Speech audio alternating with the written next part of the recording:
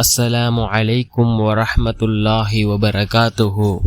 அன்பார்ந்த இஸ்லாமிய சகோதரர்களே, அல்லாஹுவின் நல்லடியார்களே, நாம் ஒவ்வொரு நாளும் பார்த்து வரக்கூடிய துஆக்களினுடைய தொகுப்பில் இன்று நாம் பார்க்க இருக்கின்ற விடயம் என்னவென்றால், நாம் இந்த திக்ரை ஓதினால் மலக்குமார்கள் அல்லாஹ்விடம் இந்த திக்ரை கொண்டு போய் சேர்ப்பதற்கு போட்டி போடுவார்கள்.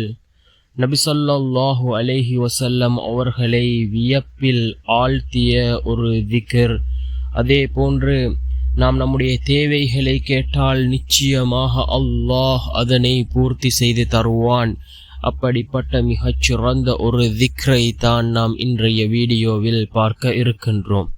அன்பார்ந்தவர்களே, அல்லாஹ்வின் நல்லடியார்களே, ஒரு முறை ரசூலுல்லாஹி ஸல்லல்லாஹு அலைஹி வஸல்லம் அவர்கள் தொழுது கொண்டிருக்கும் பொழுது பின்னால் நின்ற ஒரு சஹாபி இந்த திக்ரை ஓதினார்கள். தொழுது முடித்ததும் ரசூலுல்லாஹி ஸல்லல்லாஹு அலைஹி வஸல்லம் அவர்கள் கேட்டார்கள், இந்த திக்ரை யார் ஓதியது என்று கேட்டதற்கு அந்த சஹாபி, நான் தான் யா ரசூலுல்லாஹ் என்று கூறினார்கள். அப்பொழுது ரசூலுல்லாஹி ஸல்லல்லாஹு அலைஹி வஸல்லம் அவர்கள் கூறினார்கள், நீங்கள் ஓதிய இந்த திக்ரை கேட்டு நான் வியந்து போனேன். ஏனென்றால் மலக்குமார்கள் போட்டி போட்டுக்கொண்டு இந்த திக்ரை அல்லாஹ்விடத்திலே கொண்டு போய் சேர்த்தார்கள். அந்த அளவுக்கு சிறந்த திக்ராக இந்த திக்ர் இருக்கின்றது என்று கூறினார்கள் ஸல்லல்லாஹு அலைஹி வஸல்லம் அவர்கள். அன்பார்ந்தவர்களே, அல்லாஹ்வின் நல்லடியார்களே, நாமும் இந்த திக்ரை அதிகமாக ஓதுவோம்.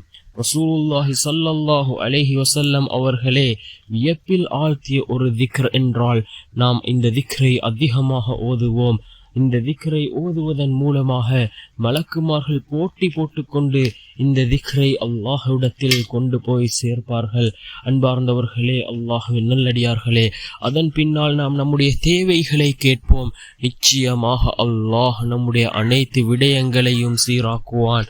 என்ன திக்ர் என்றால், அல்லாஹு அக்பர் கபீரா வல்ஹம்துலில்லாஹி கஸீரா வசுப்ஹானல்லாஹி புக்ரதன் வஅஸீலா. அல்லாஹு அக்பர் கபீரா வல்ஹம்துலில்லாஹி கஸீரா வசுப்ஹானல்லாஹி புக்ரதன் வஅஸீலா.